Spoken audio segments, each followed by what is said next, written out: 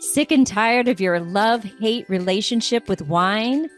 Welcome to the Feel It Alcohol Free podcast. Hi, I'm Coach Ruby Williams. And I'm Coach Susan Larkin. We're two former wine lovers turned alcohol freedom coaches, exposing the lies about alcohol and giving you, our listeners, the tools to break free so you can feel lit. And when you're lit, you'll feel healthier, freer, and more in control of your life. So relax, kick back, and get ready to feel lit alcohol-free. And don't forget, grab a copy of our wine-free weekend guide after the show. Welcome. Oh my gosh, we have such a great question from a listener this time. And a listener wrote in, she says, I'm new to the area and I want to make friends. And a gal invited me to happy hour, but I'm a newly alcohol free and I'm not sure what to do or say. Wow, this is such a good question. I talk about it all the time, so I'm so excited to cover this topic. Let's kick it off with you, Susan. How would you answer this question? Yeah, I love this question. Oh, so there's a couple things here, that sounds like she's new to the area, wants to make friends. So we're going to answer assuming that you want to go to this happy hour.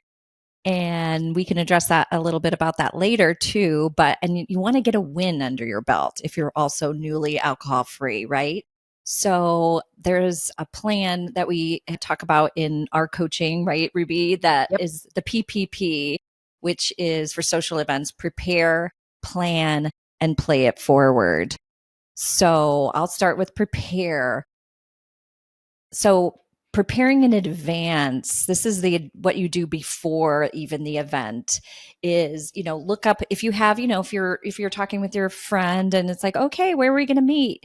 If you have prepared and know places in your area that have mocktails or that carry Heineken 00 if that's something that you drink, or also, are not places that are like your old haunts, that may be triggering for you, like some place that has a happy hour, but isn't like a bar environment, or, because if the other person wants to drink, like a cafe that also has wine, but also you could get a latte or something like that. So just kind of planning in advance. And part of the preparing in advance also, I would say, would be to visualize yourself walking in, especially if this is your first time, right? Go into like a happy hour environment, walking in and visualize and see yourself walking in like the badass alcohol-free person you are and, ordering that mocktail, ordering the Heineken 00, asking really for what you want. Just see yourself in all of your strength, grounded, just because visualization, our minds don't differentiate between reality and our visualization or our imagination. And what's amazing is then when you do go to that happy hour, if you visualized yourself in advance, your mind thinks, oh yeah, we already done this. We got this. It doesn't feel like your effing first time, right? And just having a plan and practicing, practicing what you're going to say in advance, because also if this is the first time you've ordered something alcohol-free in a bar environment, it's awkward. And I remember this back in the early days before I even had any of the information that I got from This Naked Mind or any of the Soberverse, is when I was first in AA and went out with my family. And I was really uptight about going to this nice restaurant where they had wine and what was I going to order. And literally my son was like pushing the drinks menu over to me like, Mom, you need drinks, because I was so uptight. And of course I wasn't drinking. And so it was like, what? That's so embarrassing. And then when the waiter came around, I just didn't even know what to do because I hadn't practiced, I hadn't prepared, I hadn't looked at the menu, I didn't know what to order. And I'm just like, oh, but Diet Coke, like it just defaulted to Diet Coke, like I hadn't planned. And, but I also know other times when I hadn't planned or hadn't prepared in advance, I also felt awkward even ordering like the mocktail. Like I'll have I was just so used to Sauvignon Blanc, like it just rolled off my tongue, you know what I mean? But I wasn't used to ordering, I'll have a sparkling water with a splash of cranberry and lime, and I'd really like it in a pretty glass. So actually practicing that and like, preparing what I'm going to say when I order is really helpful, because you just feel prepared when you go in and you're not going to be caught unaware, Yeah. So that's what I would And I hear this so much from our clients, from my clients, where if they didn't prepare and they didn't like come up with their what they were going to order in advance and visualize and practice, like we're talking, something can just like come out of the blue. And then, like you said, oh, I'll just have a Sauvignon Blanc, like rolls off your tongue. This happens. I've heard this countless times. So it's so important to just go, I'm going to order, the Diet Coke if it's a Diet Coke. But my next thing, I love this. It's one of our tactics we use a lot. It's duck mode. So duck mode it's like a duck having water roll off his back. Okay. So it's about making a firm decision before you go out. Like literally, even just you can, before you go into your happy hour and you walk in the door, you can just say, I'm going to be alcohol free. I'm not going to drink, and totally go into duck mode.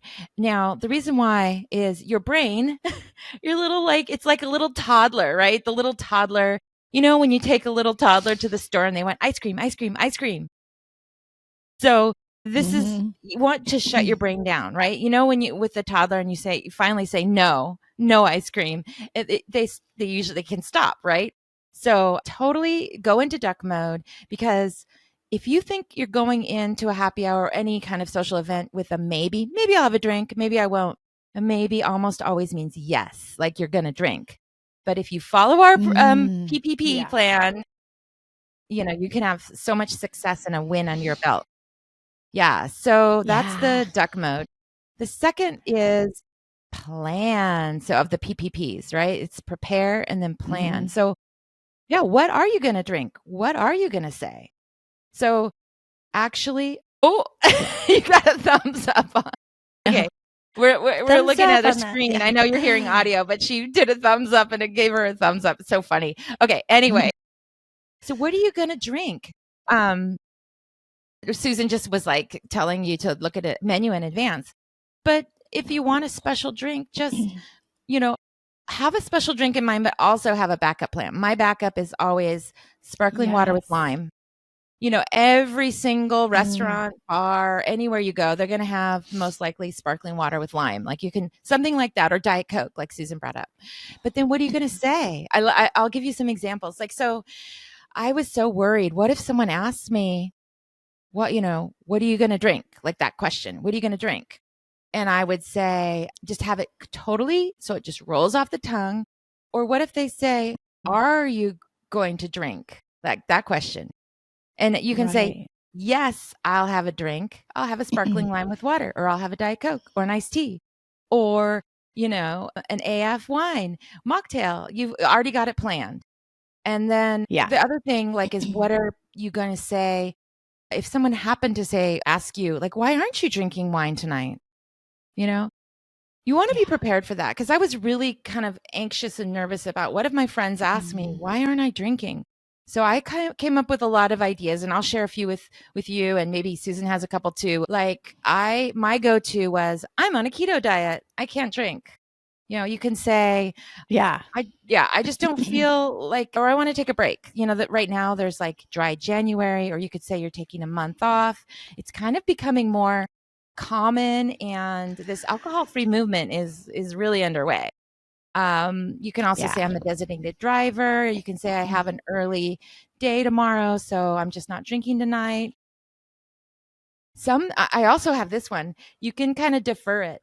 Oh, I'm so thirsty. I'm just going to have, sparkling water now. Maybe I'll have it later. If you can do that too, like defer it.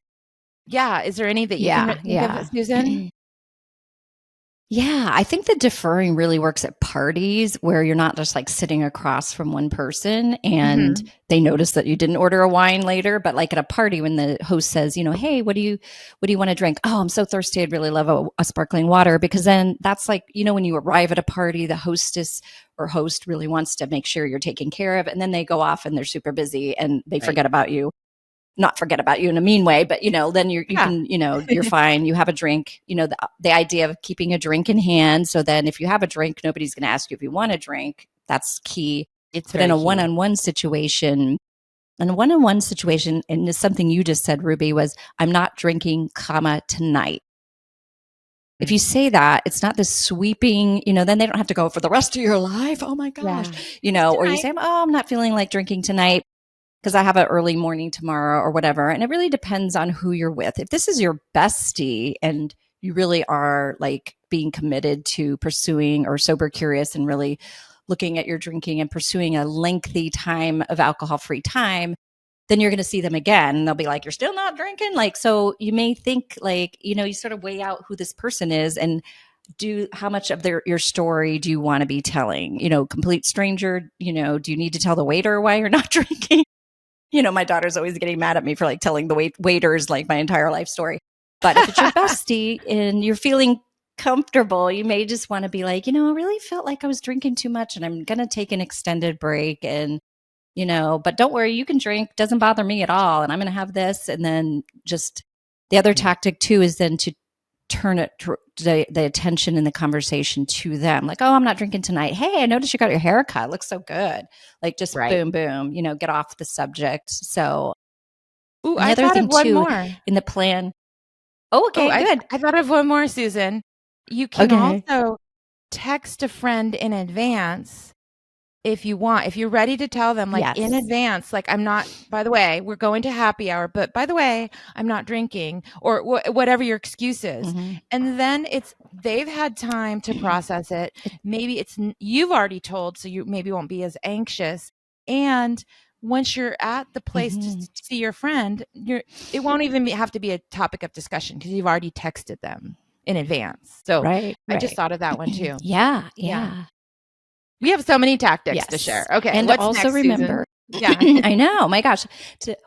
Also remembering if they really give you a lot of pushback, like, oh my gosh, you're not drinking. I'm going to have to sit here and drink alone. Blah, blah, blah, Yeah. That usually indicates that you're holding up a mirror and then maybe they are questioning their drinking a little bit. So just if that can help you not take it super personally.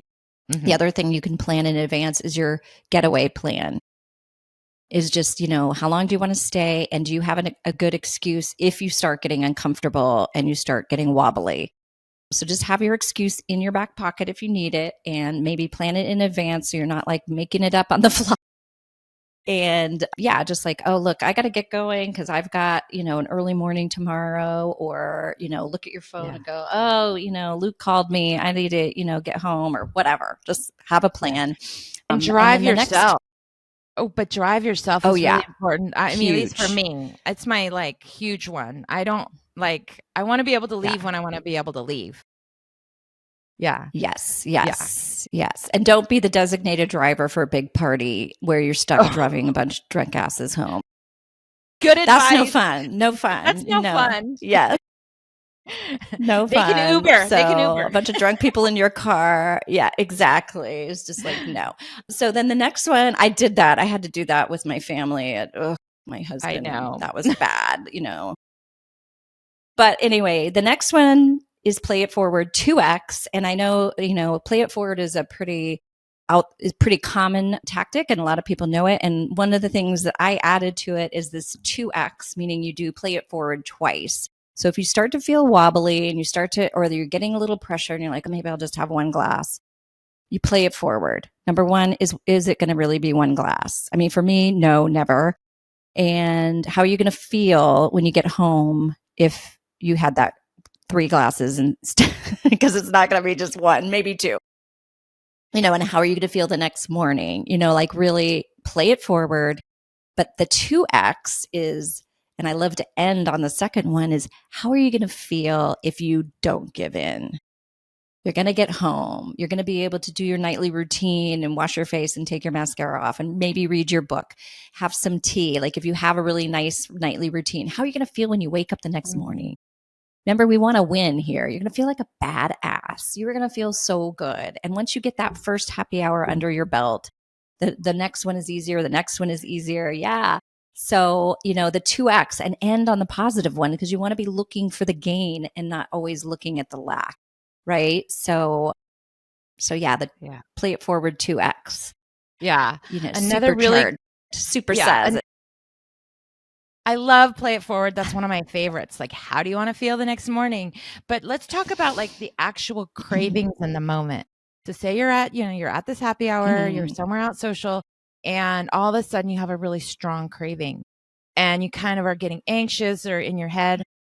I recommend I run to the restroom or run outside, or like you can excuse yourself even if you're at a restaurant with a big party. You can go to the restroom, right? So I just step away. I do some deep breathing.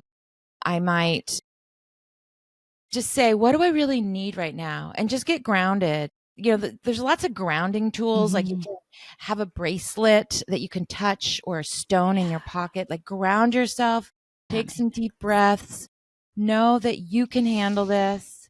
I'm going to take a deep breath right now. And then when you go back, you can also text a friend while you're in the restroom, like reach out for friend, somebody who knows what you're going through. And then you can observe others when you go back into the room. Observe your friend. If it's just the two of you, if she's drinking or your friend is drinking, or say you're at a big party, what's going on? Like really look, because I was able to look at people and they started to get loud and annoying and repeat themselves. And I was like, oh my gosh, that used to be me.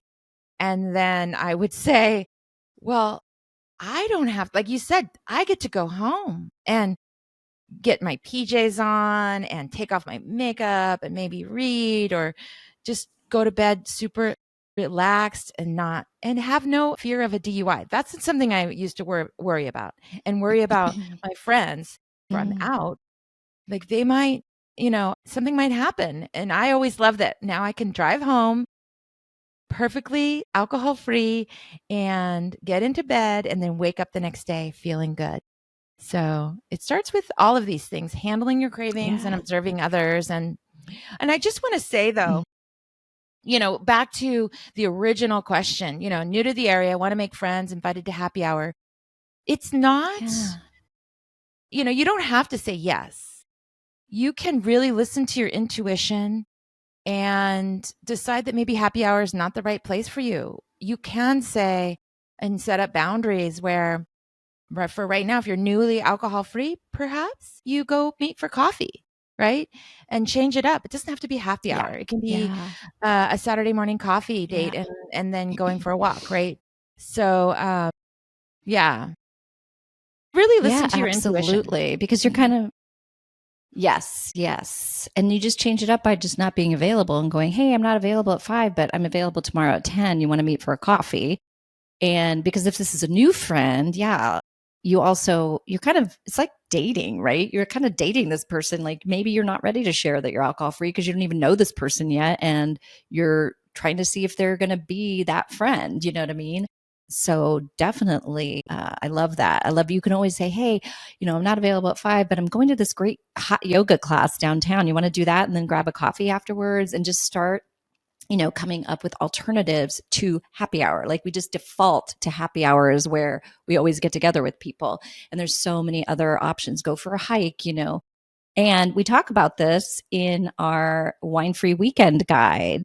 So all of these tactics are in that guide that we put together. And let me tell you, this thing is chock full of everything we talked about in this episode and more. And it's free to you. We put it together because we want to know more. It's like, 12 pages or something. It's crazy.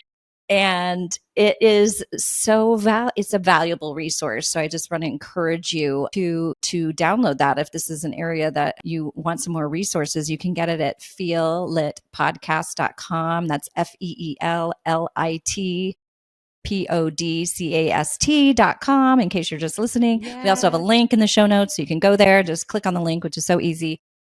And one of the other things that came to mind that I really wanted to mention when Ruby was having a buddy, right? Yeah. If you were, texting somebody in advance, or we have a Facebook group and you can just go on there and be like, hey, I'm going to a happy hour tonight.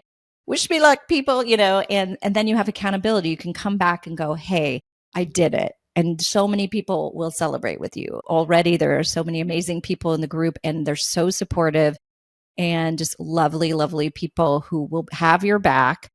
You can go in, and if you're in an emergency situation, like Ruby talked about, like in the bathroom going, I'm getting wobbly. And I had that when I had I was at day 89, and I had committed the first time.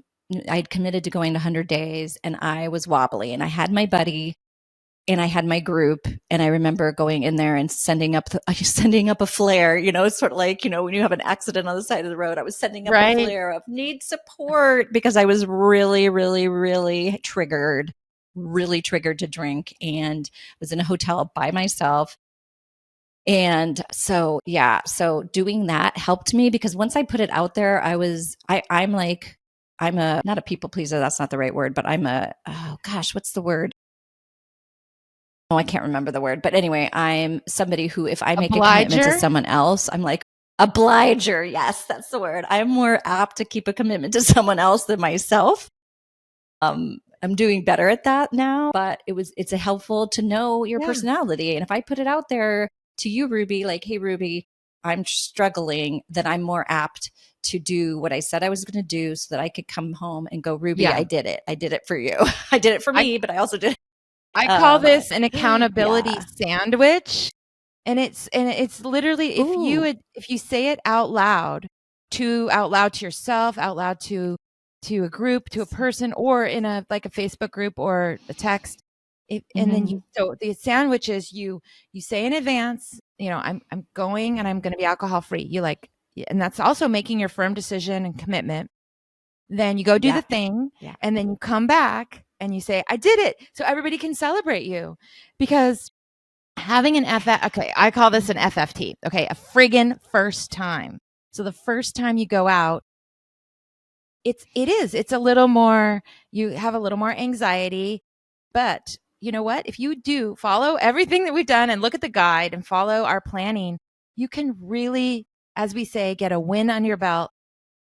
Put a new neural pathway. We'll go to science for a second. You're putting in a new neural pathway that you can go out to Mm-hmm. happy hour with a friend.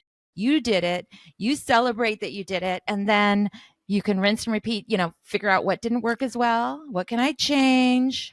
But celebrate that you did it. Mm-hmm.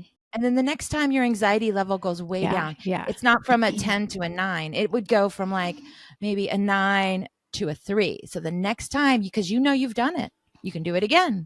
Yeah. Yeah. It's Yeah. really important. Yep. Cool. Absolutely.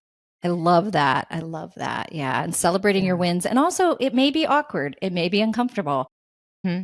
but that's okay. Of course, it's going to be if it's a FFF friggin' first time. You should go in expecting that it may be uncomfortable versus being surprised. You know what I mean? Because I hear that a lot where it's like, well, because if you get surprised, then you start to go into that feeling, your subconscious brain will be like hijacked. And then you're like anxious and looking around at like, feeling awkward, at least to me, is like something that my subconscious brain would see as bad, right? Hmm. And want to Hmm. change that. And then how do you change that? Well, it would be less awkward if I drank.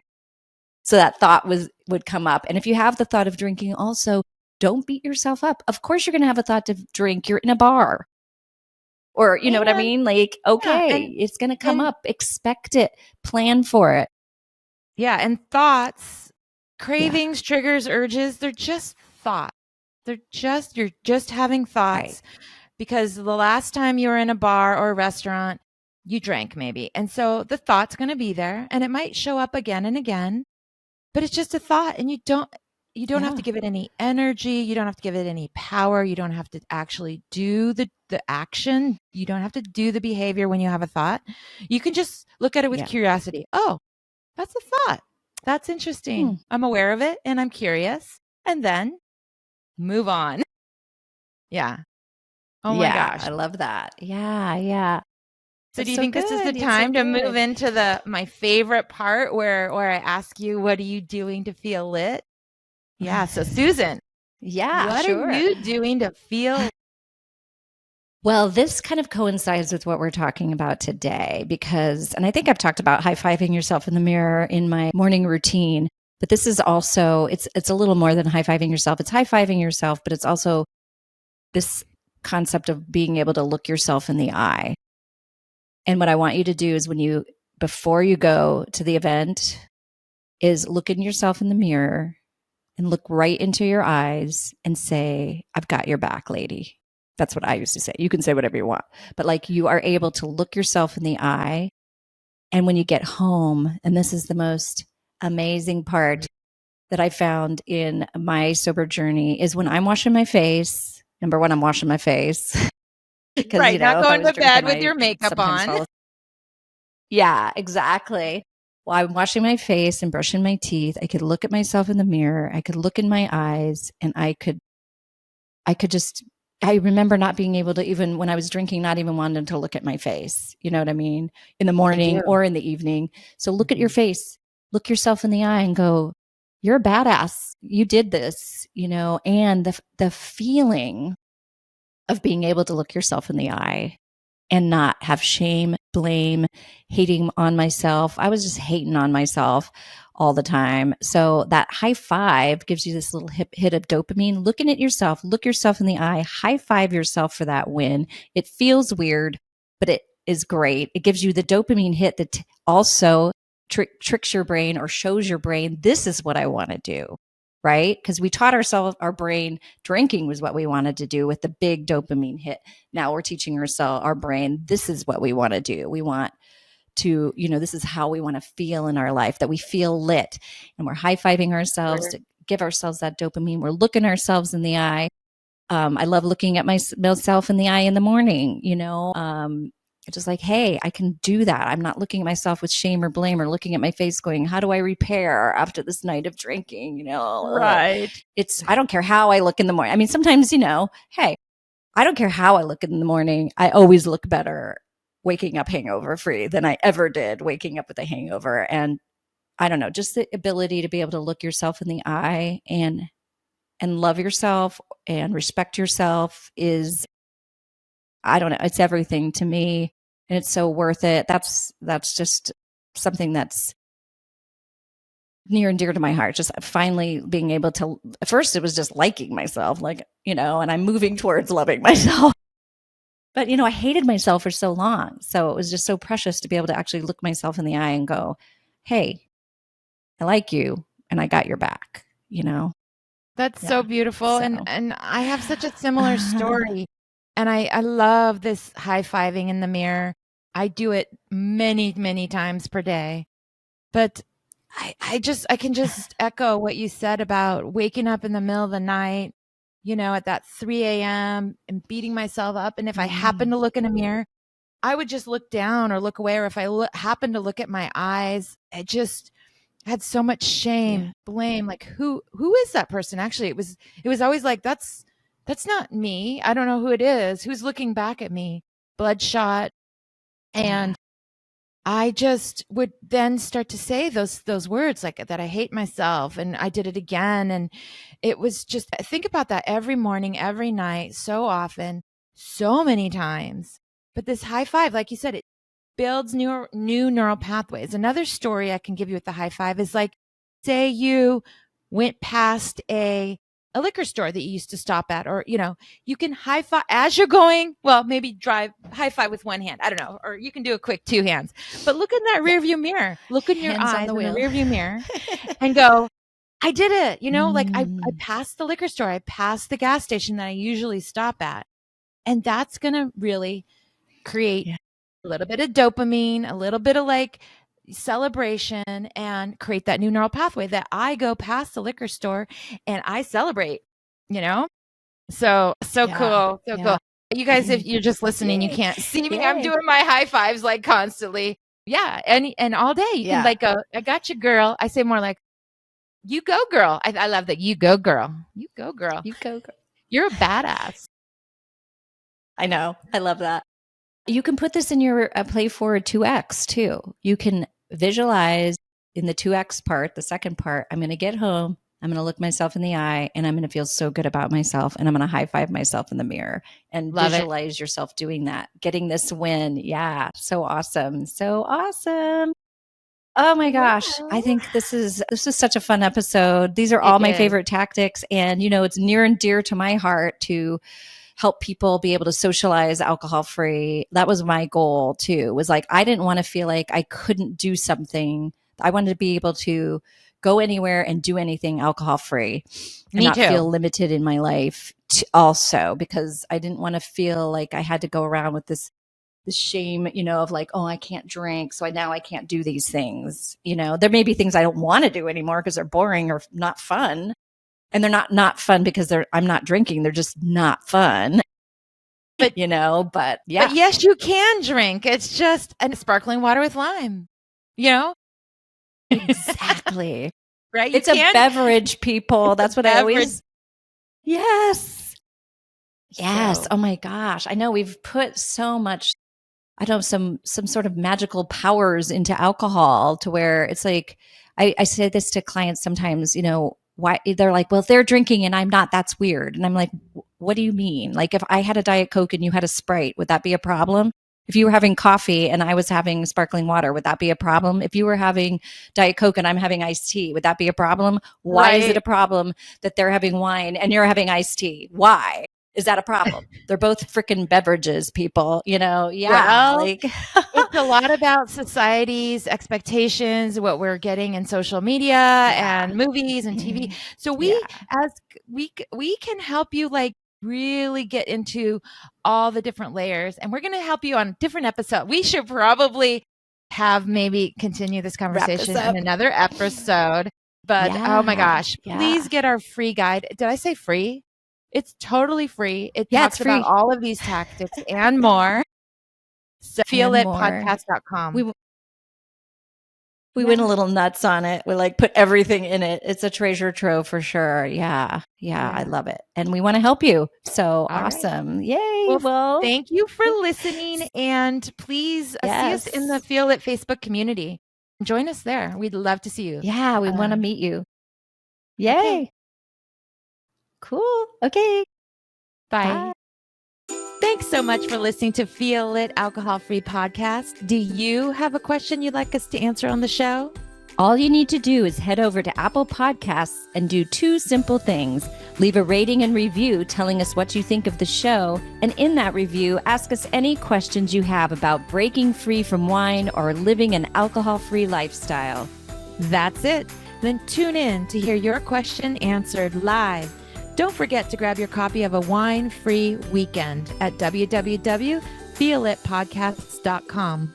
And remember, do something today that will help you feel lit. See you next time.